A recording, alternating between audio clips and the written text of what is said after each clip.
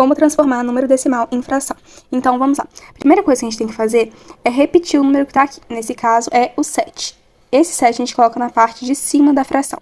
E embaixo, a gente vai colocar o número 1 e a quantidade de zeros é equivalente à quantidade de casas decimais. Ou seja, aqui tem um número depois da vírgula, então a gente vai colocar um zero só. Pronto, essa é a fração. Aqui é a mesma coisa, ó. Repete o número que está aqui, a gente coloca esse número em cima.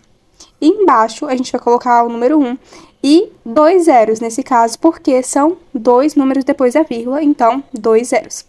Aqui, a mesma coisa, gente, repete o número que tá aqui, coloca o número 1 e coloca a quantidade de zeros correspondente, ou seja, são 3 casas decimais, então vão ser 3 zeros.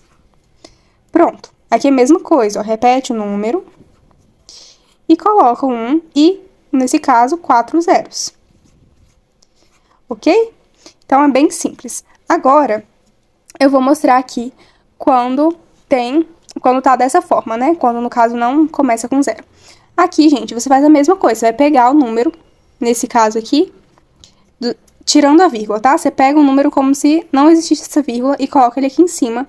E embaixo é a mesma coisa. Você coloca um 1 e 2 zeros, porque aqui são 2 casas decimais. Aqui é a mesma coisa. Finge que essa vírgula não existe, gente. Coloca um número todinho aqui em cima.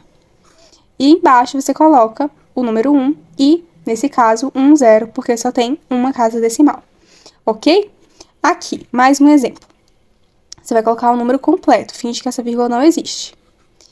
Na parte de cima, e embaixo você vai colocar número 1, e nesse caso, 2 zeros, que correspondem a essas 2 casas decimais.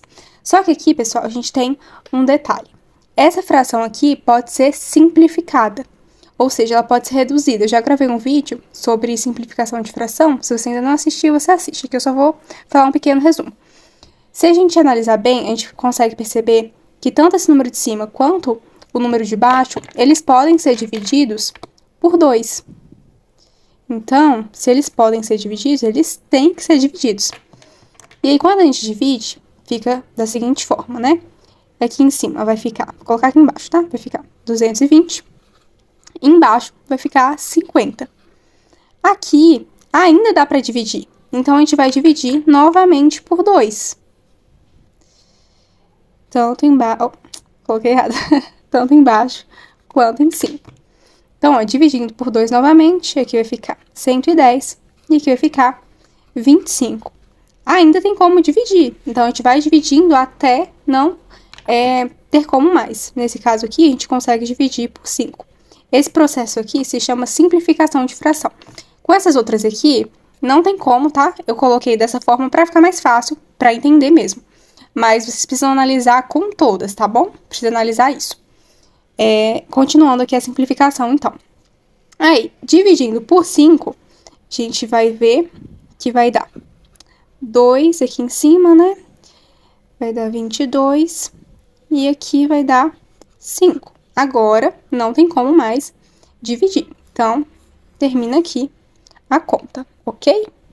Uma outra coisa aqui que eu lembrei, pessoal, é que esse número decimal ele pode ser escrito tanto dessa forma aqui, que foi a que eu expliquei, quanto da seguinte maneira. Você pode pegar esse número aqui que vem depois da vírgula, colocar ele na parte de cima e embaixo. Você coloca da mesma forma, né? 1 e 2 zeros, porque são 2 casas decimais.